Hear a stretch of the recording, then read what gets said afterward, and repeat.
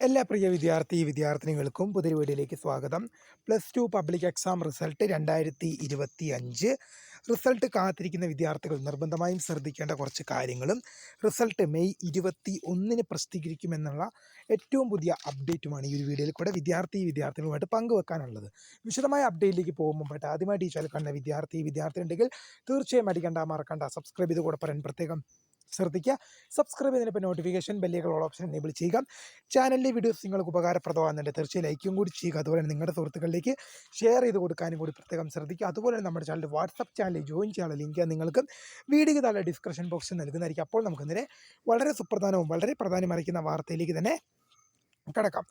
+2 public exam result 2025 result കാത്തിരിക്കുന്ന വിദ്യാർത്ഥികൾ നിർബന്ധമായി ശ്രദ്ധിക്കുക.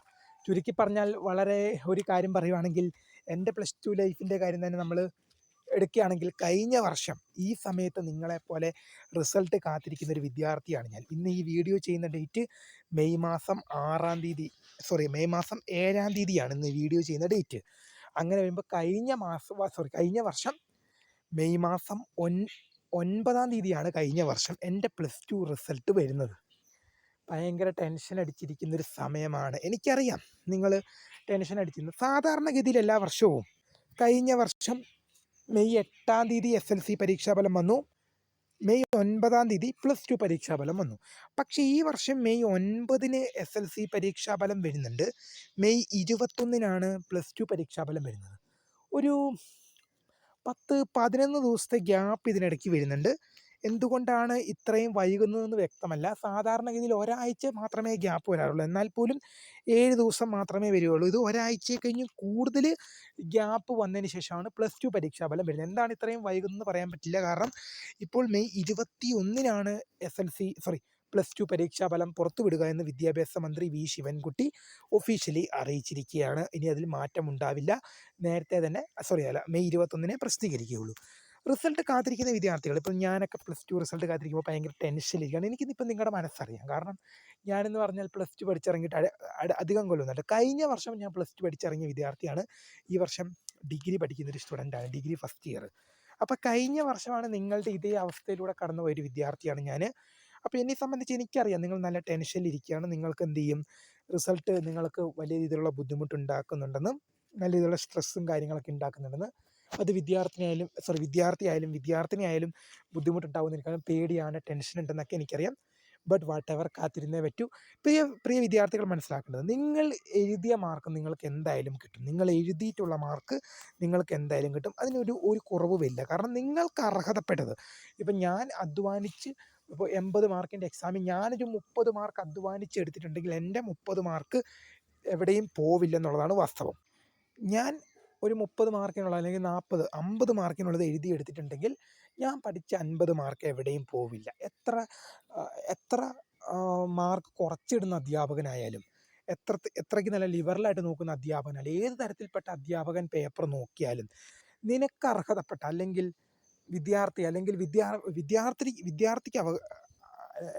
അനുവദിക്കപ്പെട്ട, അതായത് വിദ്യാർത്ഥിനിക്ക് അർഹതപ്പെട്ട മാർക്ക് നിങ്ങൾക്ക് എന്ത് ചെയ്തിരിക്കും, കിട്ടിയിരിക്കും. അതിലൊരു കുറവും വരില്ല എന്നുള്ളതാണ് വാസ്തവം. ഇപ്പോൾ ഞാൻ എൻ്റെ +1 +2 ജീവിതകാലത്തെ ഒരു അനുഭവം പറയുവാണെങ്കിൽ, ഞാൻ പ്രെഡിക്റ്റ് ചെയ്ത മാർക്ക് എനിക്ക് കിട്ടിയിട്ടുണ്ട്. എനിക്ക് ചില സമയങ്ങളിൽ ഞാൻ പ്രെഡിക്റ്റ് ചെയ്തതിനേക്കഴിഞ്ഞും കൂടുതൽ മാർക്കാണ് എനിക്ക് കിട്ടിയത്. അതിന് കാരണമായിട്ട് ഞാൻ പ്രധാനപ്പെട്ടതായിട്ട് മനസ്സിലാക്കിയൊരു കാര്യം, എന്നെ +2 പഠിപ്പിച്ച ഇംഗ്ലീഷ് ടീച്ചർ, ഞാൻ സ്കൂളോ കാര്യങ്ങളൊന്നും പറഞ്ഞില്ല, +1 പഠിപ്പിച്ച എന്നെ ഇംഗ്ലീഷ് ടീച്ചർ, ഞാൻ പേരോ ആ ടീച്ചർ ഇപ്പോൾ എവിടെയാണെന്നോ ഏത് സ്കൂളാണോ ഒന്നും ഞാൻ പറയുന്നില്ല, എന്നെ +2 പഠിപ്പിച്ച ഇംഗ്ലീഷ് ടീച്ചർ എന്നോട് പറയുമായിരുന്നു, നമ്മൾ മാർക്ക് കൂട്ടി നോക്കുമ്പോൾ കുറച്ച് കൂട്ടണം, പരമാവധി കുറച്ച് കൂട്ടണം. എന്നാൽ മാത്രമേ നമുക്ക് എന്ത് ചെയ്യുള്ളൂ, മാർക്ക് കൂടി കിട്ടുമ്പോൾ ഒരു സന്തോഷം ഉണ്ടാകുകയുള്ളൂ. നമ്മൾ എത്രത്തോളം മാർക്ക് നമ്മളിപ്പോൾ പരീക്ഷ എഴുതി കഴിഞ്ഞാൽ നമ്മൾ എഴുതിയത് വെച്ച് മാക്സിമം മാർക്ക് എന്ത് ചെയ്യണം. ഇപ്പോൾ 5 മാർക്കിൻ്റെ ചോദ്യമാണെങ്കിൽ ഞാൻ എന്ത് ചെയ്തു, എഴുതിയിട്ടുണ്ട്, ഞാനൊരു 2 മാർക്ക് എനിക്ക് വെച്ചാണ് ഞാൻ കൂട്ടാറുള്ളത്.